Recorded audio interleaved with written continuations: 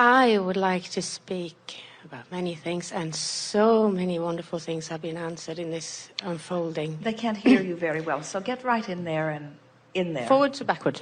That way. Closer to you. Closer to me. First, appreciation for this unfolding. I think it, someone says it. They ask you, answer, it's just tremendous. Thank you. And I would, on that note, like to know more about communicating with Source directly. There's a particular, in my growing in this liquid love thing, so totally get that, had an experience when I, as I've come to understand it, released enough resistance to just let you guys in, let me in.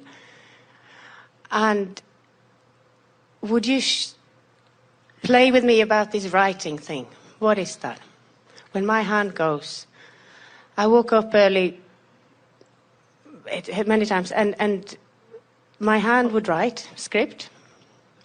All that is necessary for you to understand about this process of communicating is that the desire for that communication, like every other desire, is a three-step process.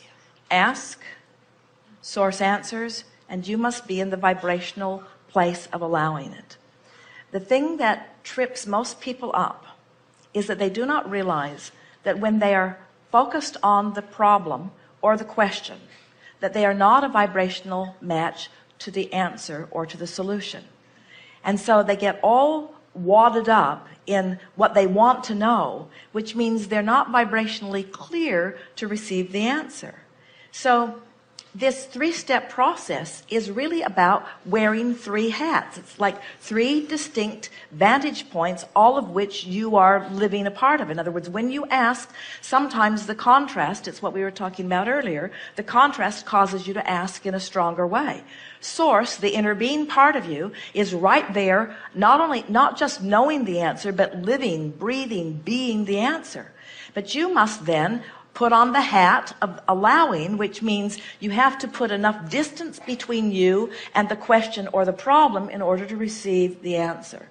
Now, if you've been listening to us for a while, you've heard that so many times that many of you just took a little nap while we were expressing it just now, because you know it. But now let's apply it to what we were talking about this general, this specific into general and into more specific. So we'll use Jerry and Esther as the example here, because they are a very good example of how this worked.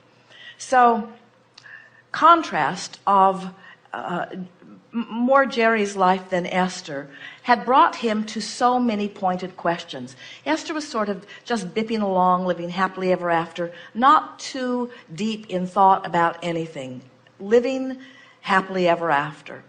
When Jerry and Esther came together, while he was in a very good place, there were still many unanswered questions for Jerry. He had books and books and books that were highlighted in the margins with questions. Well, if this is true, then what about this? Well, if this is true, then what about this? We've labeled him the question asker of the world, and it still applies today after all of these years, because each answer brings yet another question. So specific about many questions, and negatively specific about many questions, by the way. Sort of locked into well, if that's true, then why this? He was sort of riding around the country on his white horse with his white hat, feeling rebellion about this and about this and about this, feeling resistance and uneasiness about many injustices that he had and was witnessing in life. So when Jerry and Esther came together, Esther, in her living happily ever after, she fulfilled the step 2 part of the equation, in that she was more of a vibrational match to her inner being than almost anyone that anyone will ever meet, because she was not satiated with troubling events. She was not opinionated. She was not religiously oriented. She was not a blank slate, but she was not focused against things. So when Jerry and Esther came together, his step 1 powerfully summoned the solution side of this. In other words, Jerry had created a vortex of solutions and answers to questions unlike anything that is usually accomplished in many, many lifetimes. And here it all was, ripe for the picking. So then Jerry and Esther visited with someone who encouraged them to meditate, and neither one of them had any interest in doing anything that strange. To them, it was like walking on hot coals or sleeping on beds of nails, complete disinterest in the idea of that. But they did set aside 15 minutes. They did put on comfortable clothing. They did quiet their mind. Esther focused upon her breathing. And what Esther accomplished, without having any idea of it, she accomplished the step 3 part of the equation. Jerry was asking and had been. So the questions were really queued up in a powerful way. And as Esther found herself in meditation with a completely quieted mind, she allowed the answers to begin to flow. Now, in the context of what we were talking about earlier here today, so Jerry had gone from specific and rather negative, or specific and rather resistance. Then they came into meditation, which was general. But his questions were still queued up in a really powerful way. And so as Esther, in her open and allowing stance, achieved vibrational alignment with us to a certain degree, and because they were willing to do it, they meditated every day for about 9 months, for 15 or 20 minutes. During that process, Esther, in her generalness, allowed her vibration to raise until it came into such alignment with that which we are, that she began to hear what we had to say. In the beginning, what we had to say was rather general in nature, until Jerry and Esther began plying Abraham with the questions that he had been saving up, specific questions that he was looking for. So what they accomplished is something that is a rare thing for an individual to accomplish. They accomplished step 1 and step 3 while we provided step 2. You see how it works?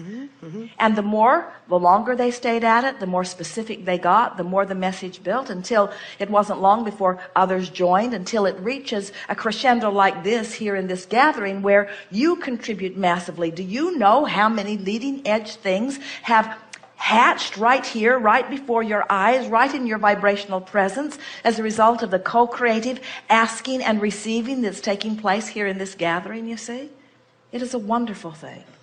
What Esther is doing is not something that is remarkable.